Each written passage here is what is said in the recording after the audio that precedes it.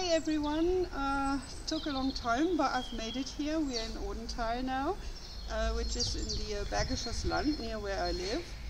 And this settlement first started in 1050 or thereabouts.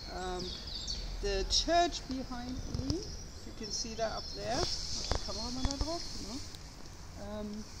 is actually one of the oldest churches in the region here.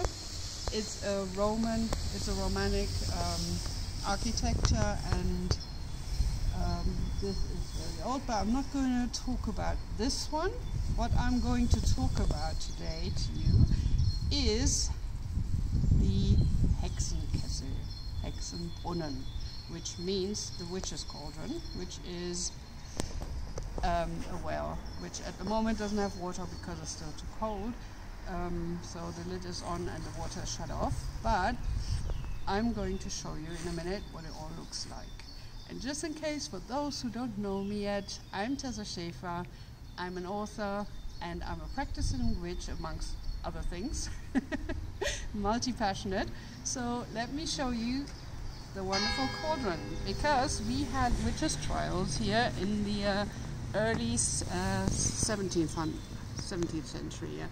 1602 there was the first round of witches being burned, and then in 1608 I think it was, or 9, I'm not quite sure, but anyway, that's not quite that important.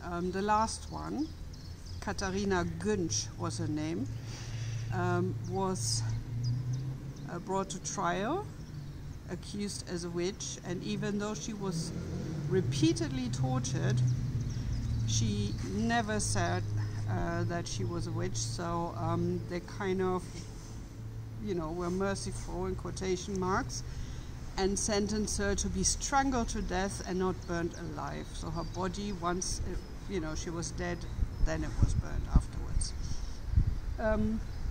And to commemorate that, this wonderful artist created this masterpiece, really, which is absolutely beautiful. You can see the witch's pentagram at the bottom of it, and these demonic kind of animals, probably hellhounds or something like that. And if you go around, I'm just going to put my reading glasses on so I can see better,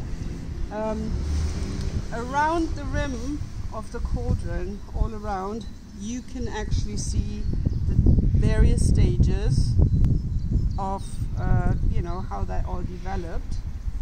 Where we're gonna start, probably somewhere, it doesn't really matter because it's kind of, it's going around as a cycle, isn't it? So really what happened was, the accusation was that because Katharina Günsch, who was also called Steuertreine, she was accused of, because she had a cauldron, that she actually magicked bad weather, and then the harvest went bad and people were starving and all that.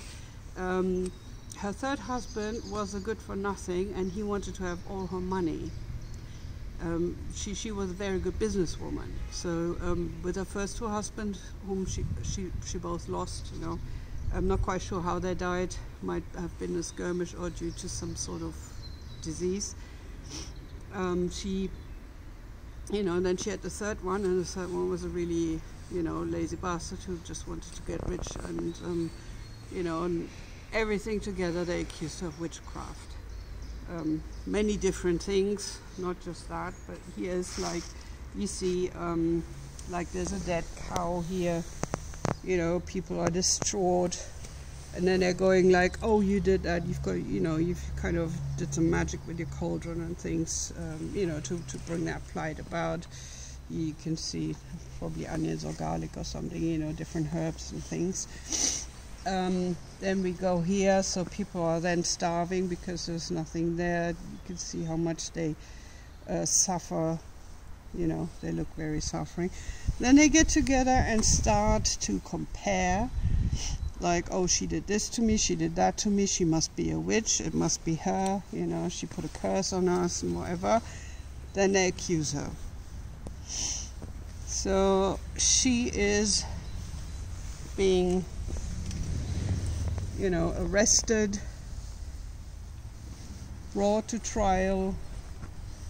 As you can see here, you know, there's the cross here, although actually the church took a back seat in this region. It was more the ruling class who did that, because they were invested, like the local mayor, whatever that was called in those times. He actually took an interest as well, because, you know, they were all kind of trying to take away those women's wealth also.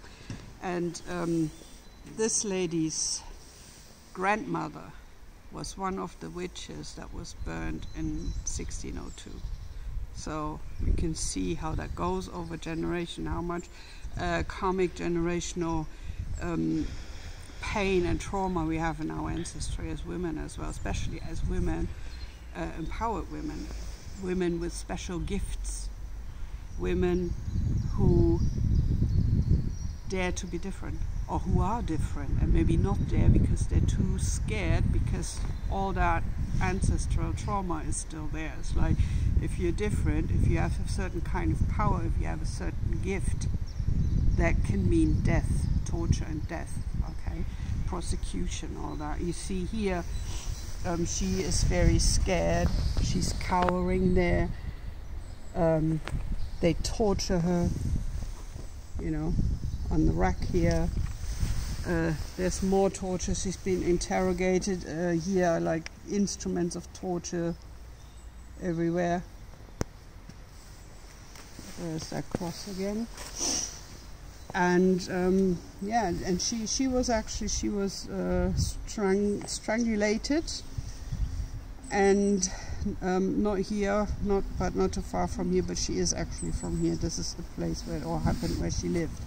So, you know, and they've accused her of, like, you know, being in league and conjuring up demons and all that kind of thing, and, you know, doing all that stuff with a cauldron and, you know, performing dark magic.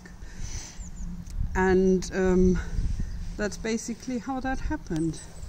Luckily, that was the last one, but it is not like this has stopped. To this day, women all around the world, even in our so-called free Western societies, are being ridiculed, put down. People are aggressive towards them or whatever if they show they have some sort of gift, if they stand up for themselves. And it's very, very important to think about that. That true equality means that you judge people the same way, right? If you have a male CEO and he's assertive, the female CEO, if she even gets to that point, she'll be bossy and aggressive, okay? So you have two ways of looking at one and the same kind of characteristic just because of gender. And that's something we need to overcome and build a society of equality worldwide, to overcome that trauma and to create a better future for us and especially our children. Over and out.